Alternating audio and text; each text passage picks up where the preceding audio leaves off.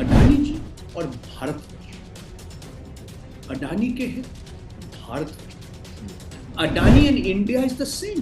जो भारतवर्ष के हित में है, जो भारतवर्ष का आम जनता का हित में है, जो हमारे जनहित में है, वो अडानी जी का हित में है। दिल्ली का मुख्यमंत्री अरविंद केजरीवाल जी विधानसभा में खड़ा होकर कहा, मैंने नहीं कहा, उन्होंने, इस आरोप बुनियादी है या बेबुनियाद है हमें मालूम नहीं।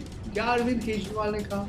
ये तो मोदी जी का पैसा है, ये तो अडानी जी का पैसा नहीं है, ये मोदी जी का पैसा है, ये कंपनी अडानी जी का नहीं है, ये मोदी जी का। मैंने नहीं कहा, उन्होंने कहा। जितने सारे आरोप इन्होंने किया, इसमें सच है, सच्चाई है या नहीं है, इसके ऊपर एक निष्पक्षता से जांच होना चाहिए। जांच की बात आई सर, तो आखिरी सवाल आपसे और आखिरी जवाब ये जेपीसी। हाँ, मैं बस वही पूछ रहा था कि जेपीसी से सरकार क्यों भाग रही है, क्या तकनीकी दिक्कत है। नमस्कार दोस्तों, मैं अजय प्रकाश और आप देख रहे हैं जनज्वार। अडानी को लेकर हिंडनबर्ग की रिपोर्ट आने के बाद से पूरे देश में सवाल भी रहे और नुकसान भी अडानी का बहुत।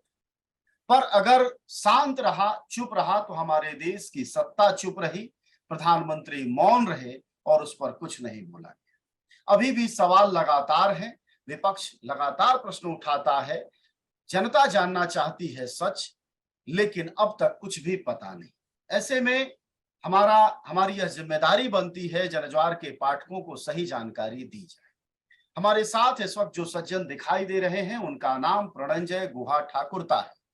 वह देश के उन चंद पत्रकारों में शामिल हैं जिन्होंने अडानी पर सर्वाधिक खोजी रपटे की है। वह देश के इकलौते पत्रकार हैं जिन पर 6 मानहानि के मुकदमे अडानी और अडानी की वकालत और वकीलों ने किया है। ऐसे में उनसे जानना सबसे बेहतर होगा भारत में कि आखिरकार अडानी ने हमारे देश के लिए क्या किया है, क्या नहीं किया है, राष्ट्र का कितना नुकसान किया है, राष्ट्र की जनता का कितना नुकसान किया है। प्रणंजय जी, आपका जनज्वार में स्वागत है। और हमारा पहला सवाल जनता की तरफ से, जो सबसे पहले लोग समझना चाहते हैं कि जब हिंडनबर्ग की रिपोर्ट आई और खुलासा हुआ कि एलआईसी और एसबीआई में का पैसा अडानी की कंपनियों में लगा हुआ है, तो लोगों ने कहा, विपक्ष ने, कि एलआईसी या एसबीआई डूब जाए। लेकिन अभी की हालत यह है कि जस के तस जनता का पैसा बना हुआ है। ऐसे में सही जानकारी क्या है? क्या कोई नुकसान हुआ है या यूं ही सिर्फ बातें? पहले धन्यवाद अजय जी, आपने आपका कार्यक्रम में हमें बुलाया, मेरे को बुलाया आपने, और मैं आपका दर्शक से पहले ही माफी मांग रहा हूँ क्योंकि मेरा हिंदी कमजोर है। मेरा मातृभाषा बांग्ला है। फिर भी आपने जो सवाल उठाया, देखिए, अभी 3.5 महीना के आसपास हो गए। ये हिंडनबर्ग रिसर्च का रिपोर्ट 24 जनवरी का दिन है।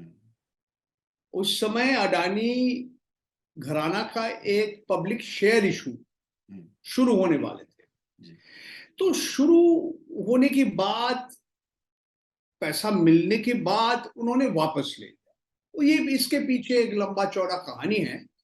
मगर आपने जो सवाल उठाया, पहले मैं उसमें आता हूं। देखिए, डूबेगा कोई नहीं। भारतीय जीवन बीमा का संस्था जो है एलआईसी, लाइफ इंश्योरेंस कॉर्पोरेशन, वो कभी डूबेंगे नहीं।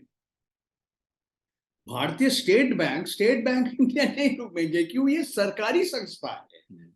आपका पैसा, मेरा पैसा तो है ही जरूर, मगर ये महत्वपूर्ण है कि जो लाइफ इंश्योरेंस कॉर्पोरेशन, उनकी इतिहास में पहला बार एक मीडिया रिलीज, एक प्रेस रिलीज इन्होंने किया कि देखिए, चिंता को कोई विषय नहीं है। या अडानी समूह में एलआईसी का कुछ पैसा हमने निवेश किया, लगभग 32,000 करोड़ के आसपास, और कोई चिंता का विषय नहीं। हमारे पास तो लाखों करोड़, अरबों करोड़ का पैसा है। तो ये हम जितने हमारे एसेट्स हैं, हमारे संपद है, उसके बहुत ही छोटा एक हिस्सा है। बिल्कुल ठीक था, बिल्कुल ठीक। सवाल और कुछ है। ये जो पैसा भारतीय रिजर्व बैंक, भारतीय जो State. जीवन बीमा संस्था है LIC ने निवेश किया, इसका कोई फायदा मिला? नहीं, परंतु नुकसान हुआ, क्योंकि 23 जनवरी में अडानी समूह का सारे जो कंपनीज हैं, उनकी 7 कंपनी हैं जो पब्लिकली इनका शेयर बाजार में मिलता है, उसका कीमत जो था और आज जहां पे है 3.5 महीना के बाद लगभग आधा। तो जो निवेश किया ये सारे कंपनी में, उनका भी संपत्ति का मूल्य भी आधा हो गया। ये वास्तव है। भारतीय रिजर्व बैंक तो भारतवर्ष के सबसे बड़ा बैंक है, State Bank of India sir ji. State Bank of India, बिल्कुल। ये तो सारे बैंकों से सारे सबसे ज्यादा इनके पास संपत्ति है, संसाधन है। तो हाँ, इन्होंने भी बहुत सारे अडानी समुदाय के कंपनियों को पैसा दिया, और वही हालत है कि आप जब निवेश करते हैं, एक दो चीज है। एक तो आप जब ऋण देते हैं, लोन देते हैं, तो लोन जब आपको अगर वापस नहीं आएंगे तब एक समस्या का बात होता है, चिंता का विषय होता है। मगर जब आपका, जैसे स्टेट बैंक ऑफ इंडिया के म्यूचुअल फंड है और भी संस्था है, जब ऐसा संस्था जब निवेश करते हैं और बाजार में ये निवेश और ये जो एसेट्स है, ये जो शेयर्स का जो मूल्य है, ये कम हो जाता है, तो इसका नुकसान इन्हीं के मामले। तो यही है आज के हम जिस स्थिति में हैं। अब सर, चूंकि आप आर्थिक पत्रकार के साथ साथ पॉलिटिकल जानकार भी, तो इसी को थोड़ा एक्सटेंशन करते हैं कि इसका नुकसान फिर, जैसे SBI ने अपनी सफाई दे दी, हमारा सिर्फ 1% था, LIC ने भी कहा एक मामूली हिस्सा था, लेकिन इसका नुकसान तो किसी न किसी रूप में जनता भुगतेगी। एक आपने बताया कि जिन्होंने म्यूचुअल फंड में या फिर शेयर में इन्वेस्ट किया था, वो नुकसान हुआ। उसके अलावा लॉन्ग टर्म इस मुल्क के और बड़ी जनता को भी इस तरह के आर्थिक नुकसानों को भुगतना पड़ता होगा। अजय जी, 2 कदम पीछे हटके हम ये जो आज का जो स्थिति है हम देखना चाहते हैं जी। जो पहला बात मैं कहना चाहता हूं कि भारतवर्ष में बहुत बड़े बड़े कॉर्पोरेट घराना पहले भी था, आज भी है। टाटा ग्रुप के नाम आपने सुना, बिरला ग्रुप के नाम भी सुना, अंबानी यानी कि रिलायंस ग्रुप, सबके। और इन सारे जो कॉर्पोरेट घराना कुछ दशक लेके बहुत बड़ा बन गया, और कभी कभी इनका जो बाजार में उछाल चढ़ाव होता है, इनका जो शेयर का दाम भी कम हो जाता है। मगर मैं कहना चाहता हूं कि ये सारे जितने कॉर्पोरेट समूह है, ऐसा एक ही ग्रुप है भारतवर्ष में जो आज इतना तीव्र गति में आगे बढ़ा। तो देखिए, 20 साल पहले गौतम अडानी का नाम किसी ने सुना भी नहीं था। मुंबई का झवेरी बाजार में हीरा का कारोबार करते थे। उनका परिवार का एक प्लास्टिक्स बनाने का एक कारखाना थे, एक प्रोजेक्ट था। उनका नाम ज्यादा लोग नहीं सुना।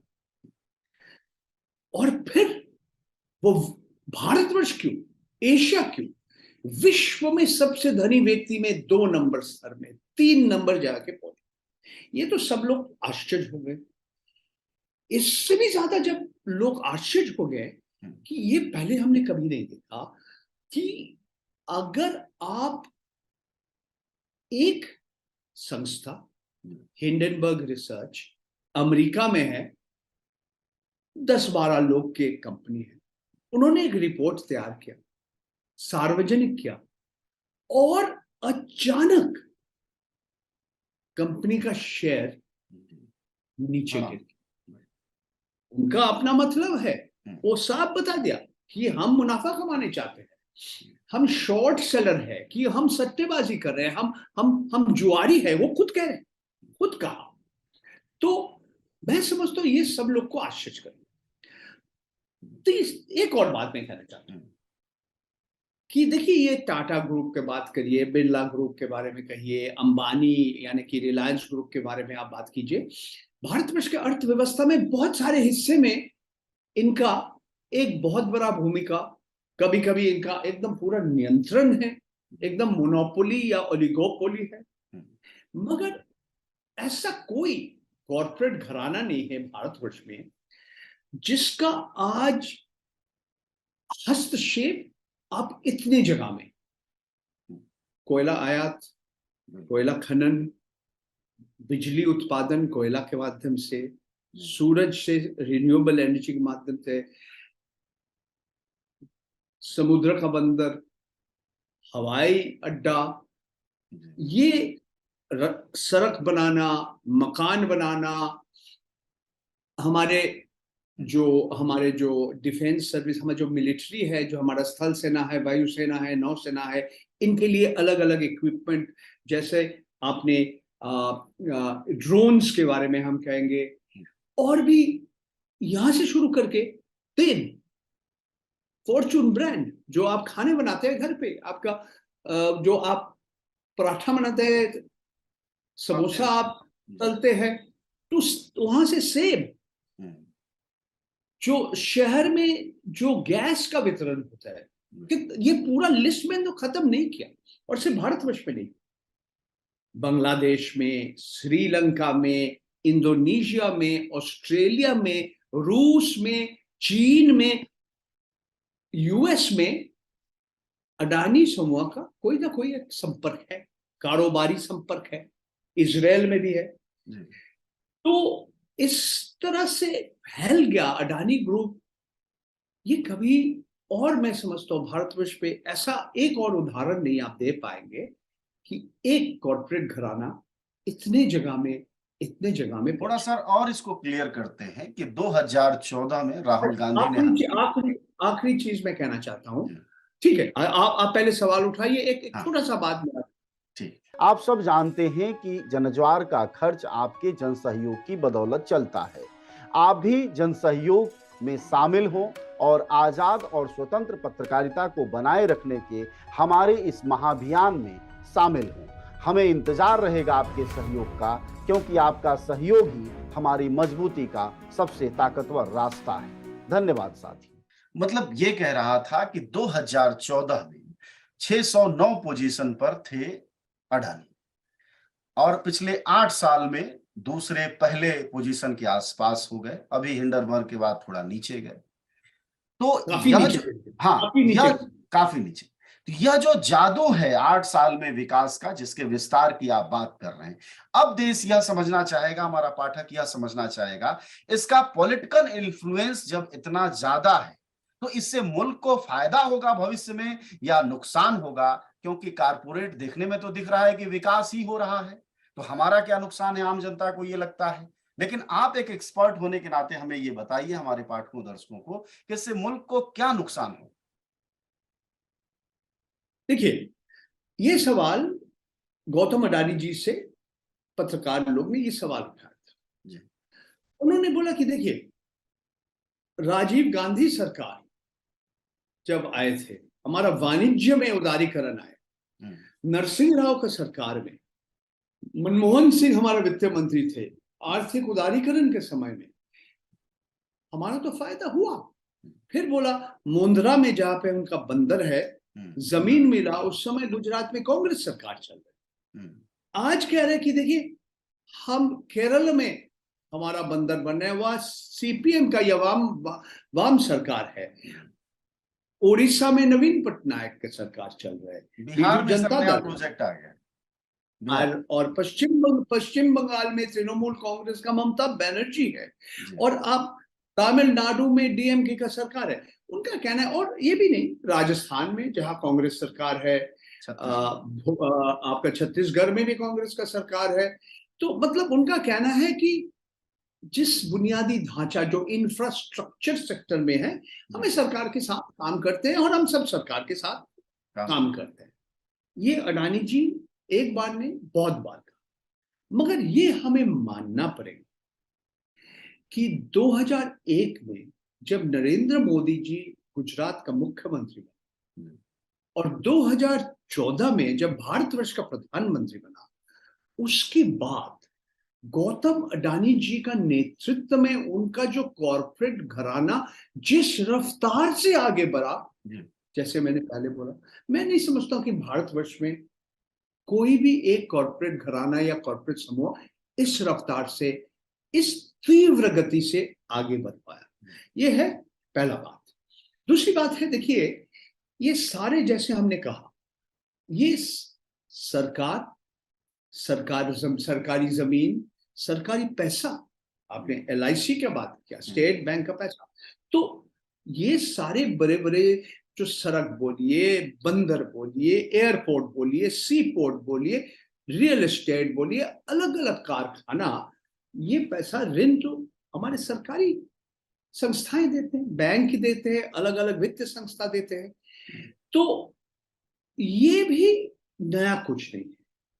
फिर भी हमें मानना पड़ेगा कि मोदी जी आने के बाद हम देख रहे हैं गौतम अडानी जी का तरक्की कैसा हुआ। मैंने नहीं कहा, दिल्ली का मुख्यमंत्री अरविंद केजरीवाल जी विधानसभा में खड़ा होकर कहा, मैंने नहीं कहा, उन्होंने कहा। इस आरोप बुनियादी है या बेबुनियाद है हमें मालूम नहीं। क्या अरविंद केजरीवाल ने कहा, ये तो मोदी जी का पैसा है, ये तो अडानी जी का पैसा नहीं है, ये मोदी जी का पैसा है, ये कंपनी अडानी जी का नहीं है, ये मोदी जी का। मैंने नहीं कहा, उन्होंने कहा। ये भी हमें मानना पड़ेगा कि देखिए, 2002 में जब हिंदू मुसलमान दंगा हुई थी गुजरात में, हमारे जो अलग अलग जो पूंजीपति थे वो दो भाग हो गए थे, दो हिस्से में हो गए थे। एक हिस्सा कह रहे थे कि ये हमारे कारोबार के लिए बहुत खराब है, हमारा छवि के लिए बहुत खराब है, इसमें राहुल बजाज जैसे व्यक्ति वो आज हमारे साथ है नहीं। तो फिर उस समय एक नया संस्था बना और जिसका नेतृत्व में गौतम अडानी जी भी थे, वो अकेले नहीं थे, और भी बहुत सारे गुजरात के बड़े बड़े पूंजीपति उद्योगपति थे, और उन्होंने एक और संस्था बना, और वहीं से गुजरात में जो हम कहते हैं वाइब्रेंट गुजरात।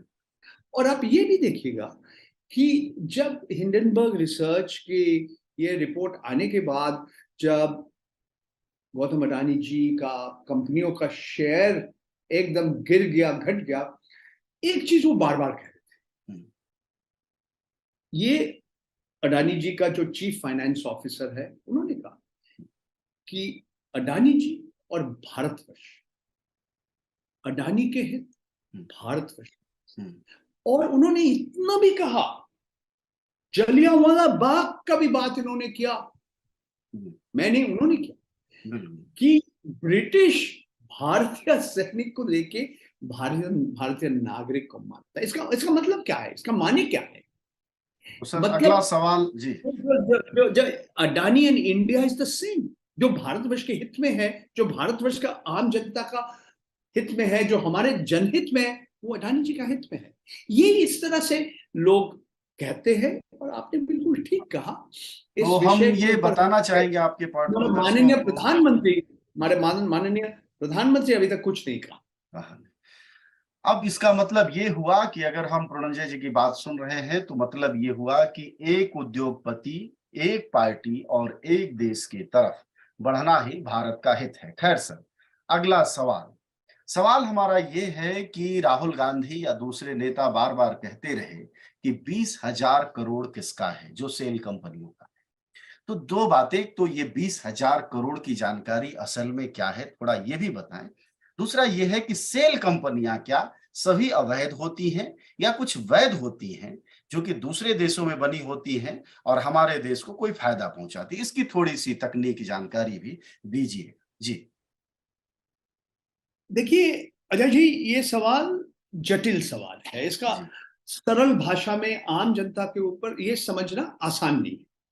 मगर जो हिंडनबर्ग का रिसर्च का जो रिपोर्ट अगर आप पढ़ेंगे, 32,000 शब्द के हैं, जो भारतीय जो जांच संस्थाएं हैं, जैसे DRI, directorate of revenue intelligence, और भी ऐसे हैं संस्थाएं, उनका यह क्या आरोप है, ये आरोप में दम है या नहीं है, ये अलग बात है। कोर्ट क्या कह रहे नहीं कह रहे, ये अलग बात है। मगर आरोप क्या है कि जो बिजली उत्पादन के लिए, जो कारखाना बनाने के लिए जो मशीन आप विदेश से आयात कर रहे हैं, जो कोयला विदेश से आयात कर रहे हैं, इसकी किस कीमत में आप आयात कर रहे हैं, निर्यात कर रहे हैं, इसमें गड़बड़।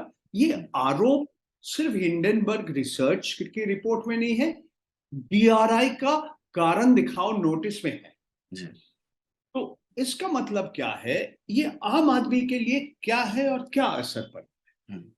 जब एक, ये एक उदाहरण में दे रहा हूं, एक समझ लीजिए, एक आप बिजली का कारखाना बना रहे थे, और जो आपने ये इसकी जो मशीनरी आप विदेश से लाया, इसका आप दिखा रहे खाता में कि 100 रुपया था, मगर इसका असली कीमत था 80 या 70 या 75।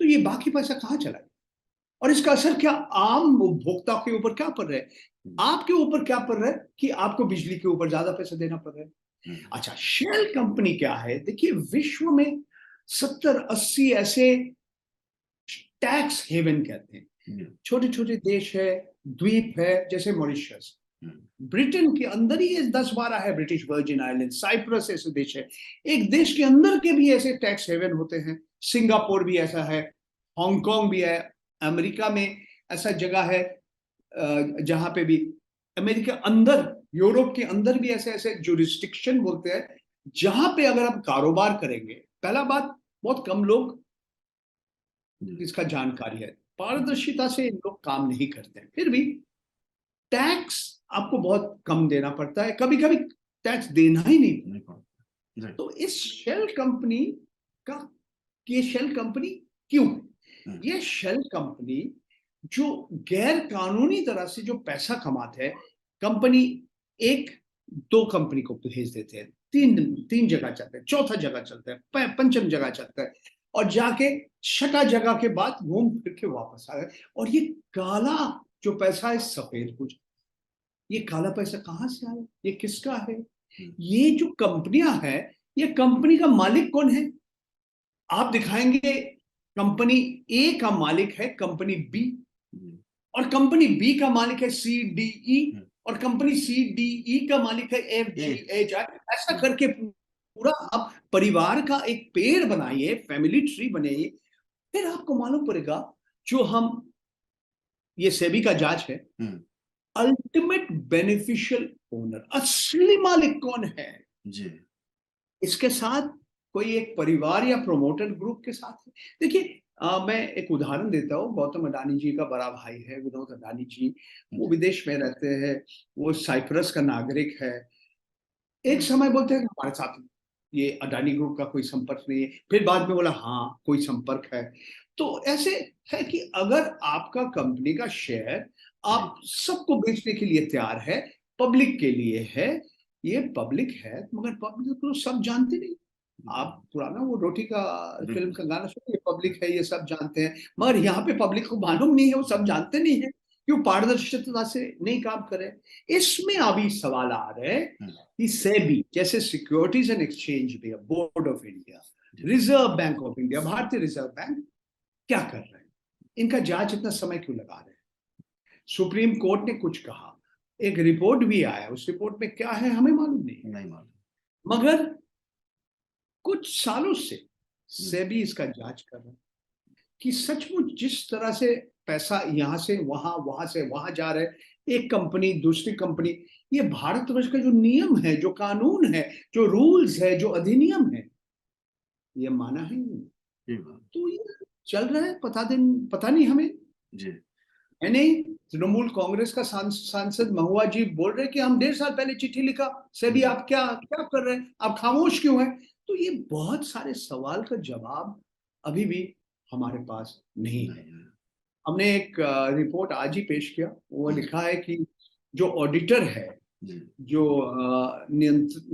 कंपनी का अकाउंट्स देखते हैं ऑडिटर, उन्होंने 6 कंपनी में सवाल उठाया, जो अंग्रेजी में हम कहेंगे, ये कहेंगे इसका दे हैव इसके ऊपर सवाल उठाया है, वो क्वालिफाइड देयर अकाउंट्स। क्यों किया, मैं समझता हूँ ये हिंडनबर्ग रिपोर्ट, जितने सारे आरोप इन्होंने किया, इसमें सच है, सच्चाई है या नहीं है, इसके ऊपर एक निष्पक्षता से जांच होना चाहिए। जांच की बात आई सर, तो आखिरी सवाल आपसे और आखिरी जवाब भी ये जेपीसी हाँ, मैं बस वही पूछ रहा था कि जेपीसी से सरकार क्यों भाग रही है? क्या तकनीकी दिक्कत है? हालांकि कुछ लोग कह रहे हैं कि जेपीसी से भी कोई फायदा नहीं, बहुमत में उनके सरकार है, ज्यादा लोग होंगे, तो इसका ठीक ठीक जवाब क्या होगा सर? सर, ये सवाल का जवाब मेरे पास नहीं है। जी। ये सवाल आप हमारे माननीय प्रधानमंत्री मोदी जी से कीजिए ना। हम्म, हमारे माननीय गृह मंत्री अमित शाह जी की आप क्यों नहीं कर रहे? आप कहने चाहते हैं लोगों को इसमें हमारा कोई जी। गड़बड़ नहीं है, सब ठीक है, सब कानूनी तरह से हो रहा है। तो अगर सचमुच सब ठीक है, तो अगर ऑल इज जेपीसी वेल है, कराने में क्या दिक्कत है? जी। दिक्कत है। आप तो कभी-कभी अलग-अलग तरीका का जेपीसी हुआ है, कब जेपीसी अच्छा काम किया, आप कह सकते हैं कुछ अच्छा काम नहीं किया। वो फोर्स के ऊपर भी जेपीसी था, हर्षद मेहता घोटाला के ऊपर भी जेपीसी था, केतन पारेख के ऊपर कितने सारे जेपीसी हुए हैं। इस बार क्यों नहीं हो रहे? ये सवाल का जवाब हमारा माननीय प्रधानमंत्री के पास है। ये सवाल आप उनसे उठाइए। मैं अकेला पत्रकार हूँ, मेरा नाम है हिंडनबर्ग रिसर्च में, तो वो रिपोर्ट में 32,000 शब्द आपको पढ़ना पड़ेगा। 88 सवाल उठाया, 84 सवाल में मेरा नाम है। ये सवाल उठाया हिंडनबर्ग वालों की, गौतम अडानी जी, आप कहते हैं आप अभिव्यक्ति का स्वतंत्रता में विश्वास करते हैं, दैट यू वेलकम क्रिटिसिज्म। तो एक पत्रकार को आपने गिरफ्तार करने का कोशिश क्यों किया, मेरा नाम करना? तो फिर उनका जवाब भी आया कि ये तो अदालत और जज ने जो करना है। उन्होंने बहुत कुछ नहीं कहा कि ये केस है मेरे खिलाफ, जो केस है आज नहीं 2017 से चल रहे। एक हमारे खिलाफ बिना जमानत के वारंट भी इशू किया गया 2021 में। मैंने हमारे माननीय जुडिशियल मैजिस्ट्रेट मुंद्रा में उनका कोर्ट में एक बार नहीं, मैं 3 बार हाजिर हुआ। आरोपी हाजिर है, आरोपी हाजिर हुआ। फिर ये मार्च महीना के बाद, मार्च 2021 के बाद 2 साल हो गया, मगर हमको मालूम नहीं है क्या हो रहा है, नहीं हो रहा है, हमें तो कुछ बुलाया नहीं। ये 2 ही केस है हमारे और मेरा, जो हमारे साथ हम लोग, हमारा सहलेखक न्यूज क्लिक पोर्टल, इनके खिलाफ भी अभी मानहानि का केस चल रहा है। 2 केस में बोला आपका मुंह बंद है, गैग ऑर्डर है। तो मैं अभी अभी आपके पास जितना सूचना दिया, ये वास्तव है, ये फैक्ट है, मेरा अपना कोई राय नहीं है। मैं माननीय अदालत जितने सारे हैं उनका मैं सम्मान, I don't want to commit contempt of court. तो जो सच है, जो वास्तव है, जो सत्य है, यही मैं आपको बता रहा हूँ। और मैं सत्यमेव जयते है ना, मैंने लिखा हुआ है सर। तो शुक्रिया आपका बातचीत करने के लिए। हमारे साथ बातचीत कर रहे थे प्रणंजय गुहा ठाकुर। हमने कोशिश की कि अडानी के सच को जाना जाए और उन्होंने वह तमाम तथ्यजनक बातें कही जो कि उत्तर भारत की हिंदी जनता को जानना चाहिए, जो इस सरकार को चलाने में सबसे बड़ी भागीदारी निभा रही है। ऐसे में यह जानना जरूरी है कि देश का क्या नुकसान हुआ है। जाहिर तौर पर प्रणंजय एक पत्रकार हैं और खोजी पत्रकार हैं, उन्होंने अपना काम किया है। ऐसे में जनता को तय करना है कि जो सच पत्रकार के जरिए सामने आ रहा है उसको वह कितना सोचती है और कितना प्रसारित करती है। यह महत्वपूर्ण इसलिए भी है क्योंकि देश के संसाधनों की लूट लगातार जारी है और वाकई हमारा देश एक पार्टी और एक उद्योगपति की तरफ बढ़ रहा है जो खतरनाक है। शुक्रिया आपका बातचीत के लिए, धन्यवाद।